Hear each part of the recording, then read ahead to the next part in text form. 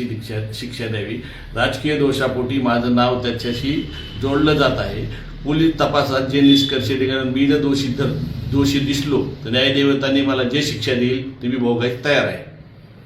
मी Valmik Karad Kaij police स्टेशनला खोटी खंडणीची फिर्याद दाखल झालेली आहे। मला अटकपूर्वचा अधिकार असताना मी CID ऑफिस पुणे पाषाण रोड इथं सिलेंडर होत आहे। संतोष भैया देशमुखांचे जे कोणी मारेकरी असतील त्यांना अटक करावी व त्यांना फाशीची शिक्षा द्यावी। राजकीय दोषापोटी माझं नाव त्याच्याशी जोडलं जात आहे। पोलीस तपासात जे निष्कर्ष निघाले, मी जर दोषी दिसलो तर न्यायदेवतांनी मला जे शिक्षा देईल ते मी भोगायला तयार आहे। मी वाल्मिक कराड केज पोलीस स्टेशनला खोटी खंडणीची फिर्याद दाखल झालेली आहे। मला अटकपूर्वचा अधिकार असताना मी CID ऑफिस पुणे पाषाण रोड इथं सिलेंडर होत आहे।